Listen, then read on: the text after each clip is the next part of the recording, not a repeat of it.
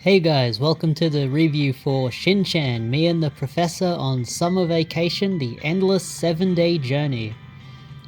Before I start, I'd like to say I had never played a game like this before. These kind of, just like these open-ended chill games where you just like go around doing stuff.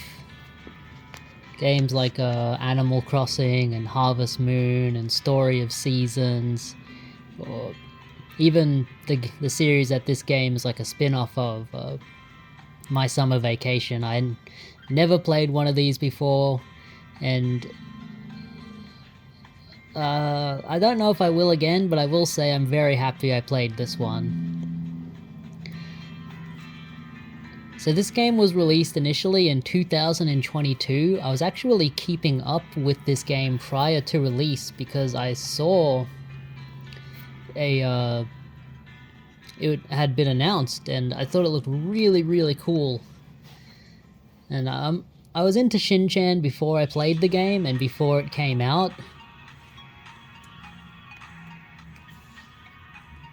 I had discovered it from a video that someone made about I think it was the third or fourth movie. It was the one about the nostalgia and like the town where like everything's nostalgic, like from the 70s, and like they had to break the curse of the nostalgia to get the parents to like stop acting like they were kids again. And I really enjoyed that movie.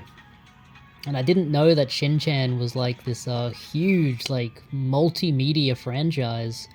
I actually owned one of the Shin video games before this. When I worked part-time in a library, I was training to be a librarian, and I had we had a returns trolley that was returns that wasn't from our library or any library. Like if someone had slipped one of their personal books in with the returns, they would get returned and put onto this trolley. And there was one of the Shin Mega Drive games on there, and it was a Japanese copy. And I asked if I could have it because I collected retro video games, and initially the library manager said no, but I talked to another guy about it, and on my last day there, he actually like come up to me and he handed it to me in like a fucking paper bag, like in secret. I don't have that game anymore, unfortunately. I should have kept it because there was a cool story with it in that, but it wasn't much of a game, to be honest. I couldn't figure out what to do. It was an adventure game of some sort. But I was keeping up with this game and I was really excited to see it had gotten it was getting a English translation. I don't believe initially it did, because I remember it originally coming out and then I found out later on that there was an English version. And that was the version I played it on. It was a PS4 copy from, I think it was like from Korea or like Hong Kong, and it had English subtitles in it. The whole game is in Japanese except for the text, which is in English. So if you want to play the game fully in English, then you're going to be out of luck, at least for that version. Although I believe it's on Steam now, so I don't know if they ever put English voice acting in it, but it is available in English however you want to access it. So, what kind of game is it? Well, as I stated before, it's made by the same people who made the My Summer Vacation series, which I don't believe... I think maybe the latest one got an English release, but all the others are stuck in Japan, and I don't believe they've been translated. But it's a long-running series by a company named Millennium something? I think Millennium Kitchen. That sounds right. Yeah, they've got a really goofy logo. It's like a gecko with the name Millennium Kitchen, except the gecko is like an upside down M. It looks more like Millennium Kitchen. And when I was looking up this company, I was pretty not shocked because this is something of a budget title, you can tell. It is really well made though, like it's not janky in any way, everything works within the game. But this company has like 8 people in it. That's what it says on Wikipedia, at least when I looked it up, and the main series that they made was this My Summer Vacation series, which is you play as a character who is just on a summer vacation and you're experiencing 31 days of just what you might do if you went on a vacation somewhere to the countryside to live with your relatives, like your cousins or something.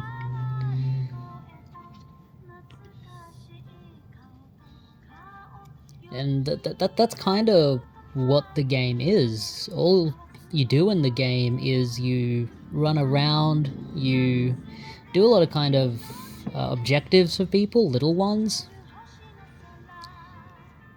You collect bugs, you go fishing, you pick berries and herbs and stuff for people's kitchens and for a local restaurant where you're staying in. You talk to people around the town. I haven't played Animal Crossing, but my understanding is that it's very much like Animal Crossing in that regard, where you have to talk to everyone in town, sometimes multiple times, to get them to open up and give an objective to you. Something I found out, so you're on a 7-day cycle. The game starts with you on a train heading towards this town, Asso, based on the real town, Asso, but spelt with one less S. And a professor stops you at the train station, and he takes your photo, you and your family, get your photo taken, and he tells you this is like a special kind of camera that'll bring your pictures to life. They'll turn them into a drawing, and then later on you can bring them to life if you know how. So it gives you this camera which kind of becomes kind of your basis in the game for the things you collect, and like everything you find gets photographed with this camera, and it becomes your like kind of a photo diary for your holiday, which is a good idea. I actually really like that idea.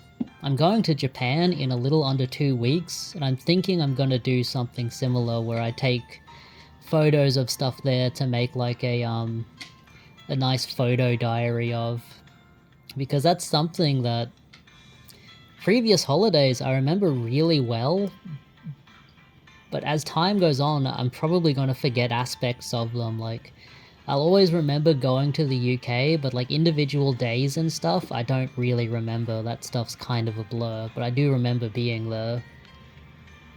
And like individual activities I did, but I don't remember specifics. But it's a fun aspect of the game. It makes you feel like you're always progressing in a way, because even though every day is the same, like you're running around town, you're collecting bugs, you're fishing for fish, you're doing little objectives, and you also do deliveries for some of the restaurants. You're not doing the deliveries yourself, you're acting as a like as the delivery app almost, where they're putting the order in through you, and then you communicate with the restaurant to get the delivery out to them.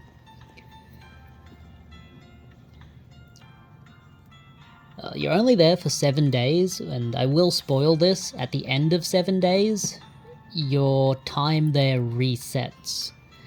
Not in like a roguelike kind of way, you keep everything, you don't lose any progress, it's just the days reset. And if there's one section that I felt was a little sluggish, it was these sections where it is in storyline too that the timeline resets, because the professor is in his lab, he's got a laptop, and he does like a a chant and a mantra in front of the photograph he took of you at the train station and sends all of you back in time to that moment. And he does that after 7 days, just before you leave.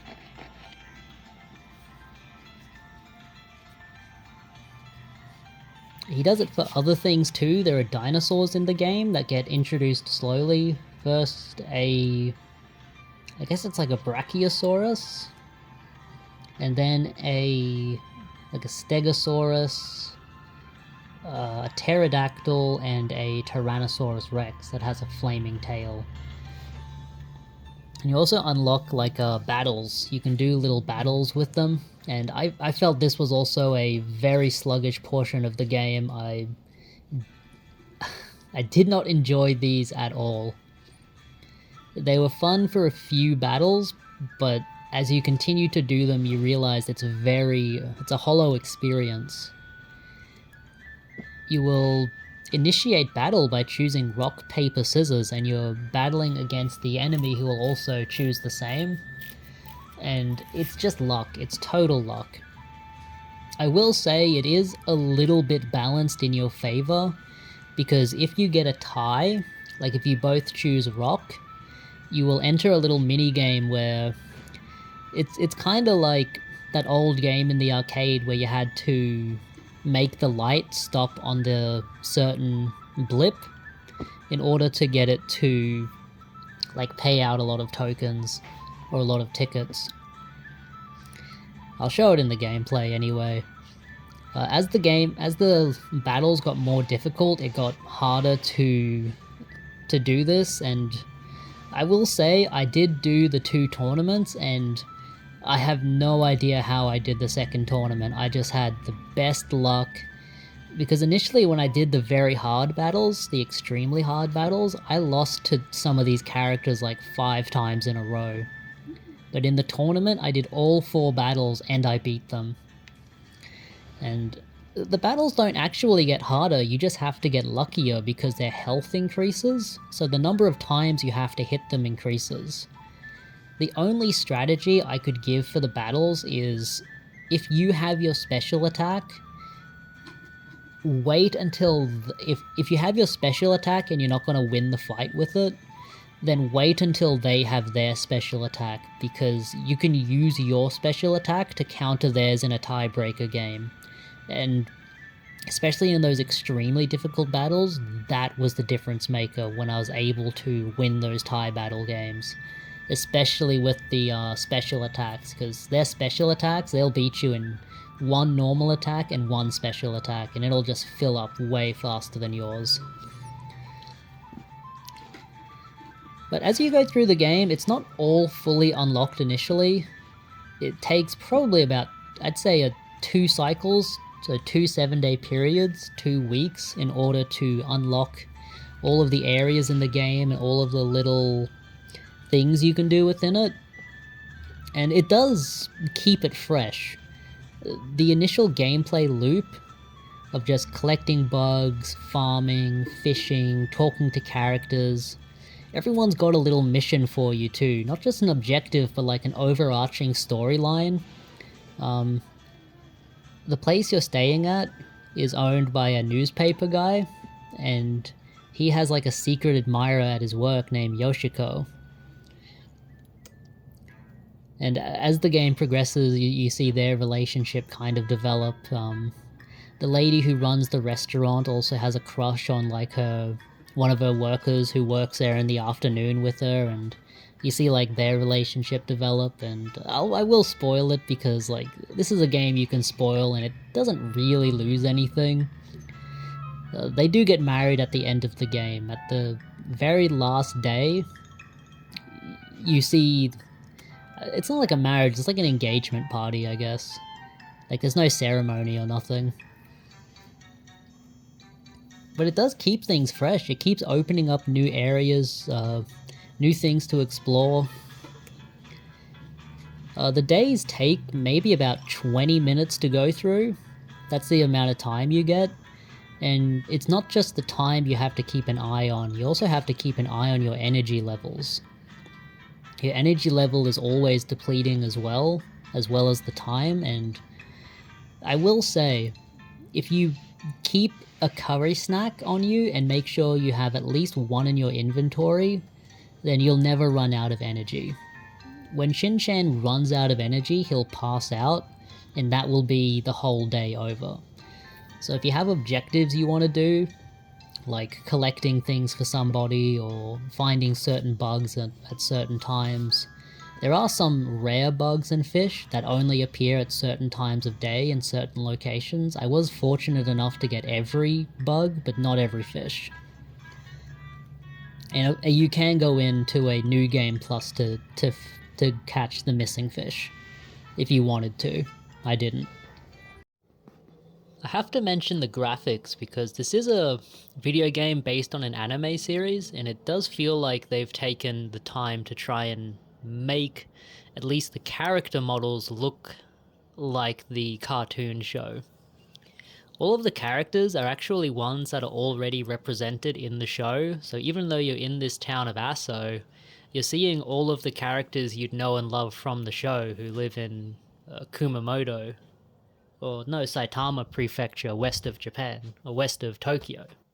Characters are 3D models, and they're on it's almost like a old Resident Evil style, where they're on a pre-rendered background, or in this case, a hand-drawn background. And they look really, really nice. A lot of the locations in the game are based on real-world locations. The aqueduct bridge you cross and see in some of the scenes is based on, I believe it's called Shuju. But it's a famous aqueduct in Kumamoto region, which actually still works. I looked it up. There's a lot of videos online of this aqueduct functioning, and it's beautiful in the game. They took a lot of effort to make everything look very whimsical, very special. All of the water sparkles. There's rainbows everywhere. You can tell when it's morning, afternoon, nighttime looks really nice. The lights and especially those fireflies, they look really nice. I will say, with cell shading, there are times where sometimes I feel a game can look quite cheap, and other times I feel that a game can look really, really good. One thing that's for certain, cell shading definitely ages better than traditional 3D graphics of trying to make a character look realistic. Because that stuff will always get better, but I think this is like the best cell shading could look. There are times when I was looking at it and I wasn't seeing a 3D model of Shin-chan, I was just seeing Shin-chan. He was just in the game. Like, I couldn't tell you a real difference between the 2D version in the cartoon or just the 3D version in the game.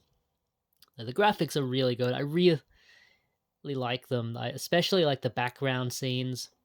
One thing I will say, there are some angles that it's hard to see fish, and some of the bugs really blend in well with that background, especially like roly-polies, which are really, they're just like a tiny blip on the map. Like, it's really hard to see them sometimes, but if you got a keen eye, it shouldn't be too much of an issue. The whole game takes about... I'm getting ahead of myself. So you collect money in the game by doing these little tasks. People will pay you, not a whole lot, just like pocket money. But by the end of the game, for me came at the end of the 3-week cycle. I think maybe that is the whole game, like it'll move the story along by itself. But it definitely felt like there were some things that I initiated in the story that were not part of the main story. Maybe they were like bonus content, side content that didn't play into the main story. I'm not really sure. But at the end of the 3-week period was when the game ended, and that took me about 12 hours to do. Just a little over 12 hours. Something funny, my wife actually played the game before me. I bought it for her for Christmas a couple of years ago, and she had her fill of it and thought that the game would just repeat forever, but I suspect she was maybe 3 or 4 days from finishing the game. Because each day and afternoon and night cycle takes about 30 minutes. So you'll get the day cycle, and in the late afternoon you'll get a bit of time too, but at the end of the afternoon, it looks really nice at sunset too. But at the end of that time, someone will collect you and you'll go home and have dinner. And you'll get a little bit more time to run around at night. There are some things that are specific to nighttime. Like some bugs can only be caught night time, like fireflies. And some people's objectives can only be done at night, like if you're doing ramen deliveries, one guy will only order it at night. So you have to keep track of that if you want to complete those objectives. I don't believe those objectives are actually mandatory. Maybe you finish a certain number of them and it triggers the end game content, but like I felt like at the end of the 3-week period I had naturally come to the end of the game, and the story was always continually moving in the direction towards the ending. And I won't spoil everything. The ending is really nice. It's very charming. One thing I will say as something of a criticism, after beating the game, I wanted to watch some Shin, the dubbed series. Like, you might think it's like really shocking compared to it.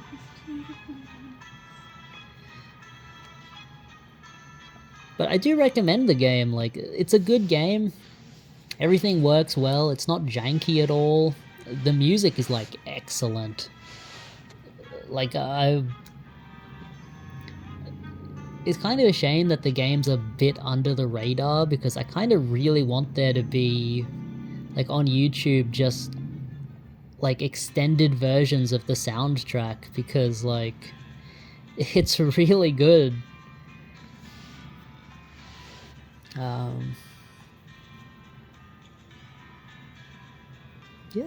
it's a really good game. I don't fully understand. I will say I understand more now what people see in these kind of games, these cozy, kind of no stress objective based games where like there's no combat, or there is combat in the battles, but there's no real conflict. There's no enemy in the game or nothing. Like, there's not like a protagonist and an antagonist. It's not like that. I understand more what people see in these cozy kind of games, like a Stardew Valley kind of thing, or a Harvest Moon, but I will say at the end of the 12 hours, I was ready for the game to end. I think that if the game had told me I needed to complete more objectives in order to see the ending, I probably wouldn't have done that. Like, if it wanted me to do a 4th week with no story progression, with no character progression, with only with the only goal in mind to collect bugs and stuff and do that, I probably wouldn't have done that. But I thought it was really well paced. It was like the perfect length of time. 12 hours in this world was like perfect. And they drip feed you things to like expand the world. I think if the whole world was available immediately, that also would have been a bit overwhelming.